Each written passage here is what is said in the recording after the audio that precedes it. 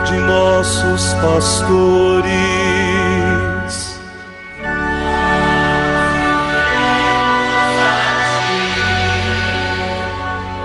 Professando todos uma só fé,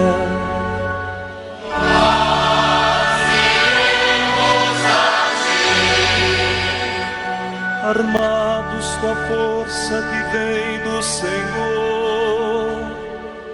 nós iremos a ti, sob o impulso do Espírito Santo. E nesta segunda-feira da terceira semana do tempo da Páscoa, meu irmão, minha irmã, dia 2 de maio, quando celebramos a memória de Santo Atanásio, bispo e doutor da Igreja, a Igreja nos traz uma palavra da sua tradição. O texto que nos é oferecido hoje, na segunda leitura do Ofício das Leituras na Liturgia das Horas, é tirado dos sermões de Santo Atanásio, bispo, do século IV da nossa era cristã, e traz como título A Encarnação do Verbo. Ouçamos atentamente essa palavra da Igreja, que é catequese, instrução para a nossa vida de fé. O Verbo de Deus, incorpóreo, incorruptível e imaterial, veio habitar no meio de nós, se bem que antes não estivesse ausente. De fato, nenhuma região do mundo jamais esteve privada de sua presença, porque pela união com seu Pai, ele estava em todas as coisas e em todo lugar. Por amor de nós, veio a este mundo, isto é, mostrou-se a nós de modo sensível, compadecido da fraqueza do gênero humano, comovido pelo nosso estado de corrupção, não suportando ver-nos dominados pela morte, tomou um corpo semelhante ao nosso. Assim, fez para que não perecesse o que fora criado, nem se tornasse inútil a obra de seu Pai e sua ao criar o homem. Ele não quis apenas habitar num corpo ou somente tornar-se visível. Se quisesse apenas tornar-se visível, teria certamente assumido um corpo mais excelente, mas assumiu o nosso corpo. Construiu no seio da Virgem um templo para si, isto é, um corpo, habitando nele, fê-lo instrumento mediante o qual se daria a conhecer.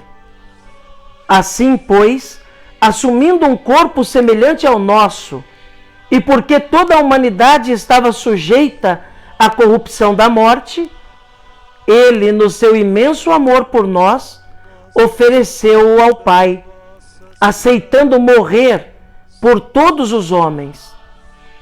Deste modo, a lei da morte, promulgada contra a humanidade inteira, ficou anulada para aqueles que morrem em comunhão com ele. Tendo ferido o corpo do Senhor, a morte perdeu a possibilidade de fazer mal aos outros homens, seus semelhantes. Além disso, reconduziu o gênero humano da corrupção para a incorruptibilidade, da morte para a vida, fazendo desaparecer a morte, como a palha é consumida pelo fogo, por meio do corpo que assumira e pelo poder da ressurreição. Assumiu, portanto, um corpo mortal, para que esse corpo, unido ao Verbo, que está acima de tudo, pudesse morrer por todos. E porque era a habitação do Verbo, o corpo assumido tornou-se imortal e, pelo poder da ressurreição, remédio de imortalidade para toda a humanidade. Entregando à morte o corpo que tinha assumido, ele o ofereceu como sacrifício e vítima puríssima, libertando assim da morte todos os seus semelhantes, pois o ofereceu em sacrifício por todos. O Verbo de Deus, que é superior a todas as coisas, entregando e oferecendo em sacrifício o seu corpo, templo e instrumento da divindade, pagou com a sua morte a dívida que todos tínhamos contraído. Deste modo, o Filho incorruptível de Deus, tornando-se solidário com todos os homens por um corpo semelhante ao seu, tornou a todos participantes de sua imortalidade, a título de justiça, com a promessa da imortalidade. Por conseguinte, a corrupção da morte já não tem poder algum sobre os homens, por causa do Verbo que, por meio do seu corpo, habita neles. Amém. E neste dia 2 de maio, meu irmão, minha irmã, nós celebramos a memória de Santo Atanásio, bispo e doutor da Igreja. Santo Atanásio foi um pai da Igreja, contado entre aqueles que nós chamamos de padres da Igreja. É um grande defensor do Verbo encarnado.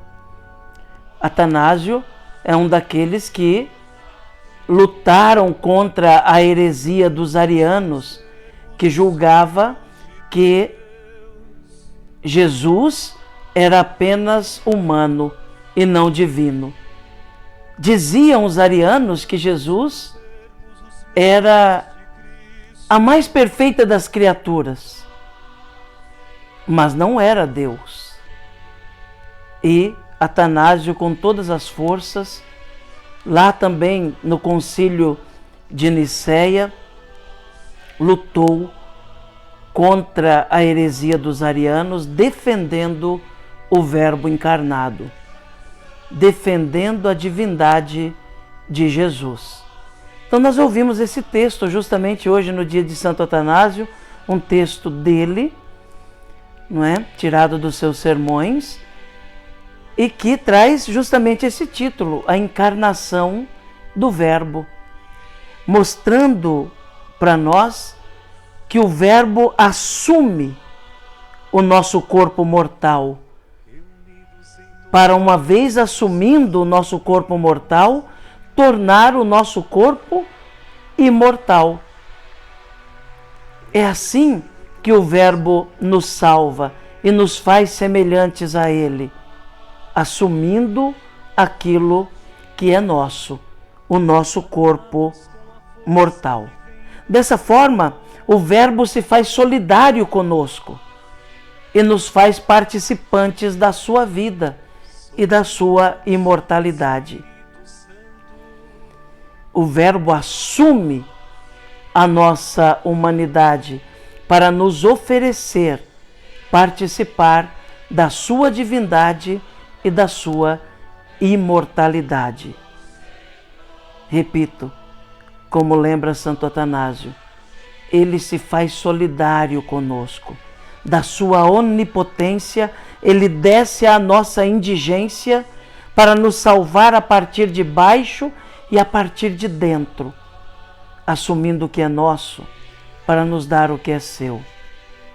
Por isso o próprio Atanásio é quem vai dizer que o Verbo se fez carne, ou melhor, que o Verbo se humanizou para nos divinizar. O Verbo, Deus, se humanizou para divinizar o homem. Assumiu nossa humanidade para nos tornar participantes de sua vida divina. E nesta segunda-feira, meu irmão, minha irmã, queremos rezar a Nossa Senhora, apresentando a Mãezinha do Céu, nossa intercessora, nossos pedidos, preces e agradecimentos, certos de que ela conduz tudo isso a Jesus, nosso Senhor. Rainha do céu, alegrai-vos, aleluia, porque aquele que mereceste conduzir em vosso ventre, aleluia, ressuscitou como disse, aleluia. Rogai a Deus por nós, aleluia. Rogai por nós, Santa Mãe de Deus, para que sejamos dignos das promessas de Cristo. Amém. A você, meu irmão, minha irmã, desejo uma segunda-feira abençoada, repleta de Deus.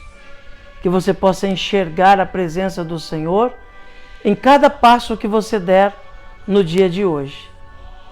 Que Jesus abençoe você, meu irmão. Que Jesus abençoe você, minha irmã.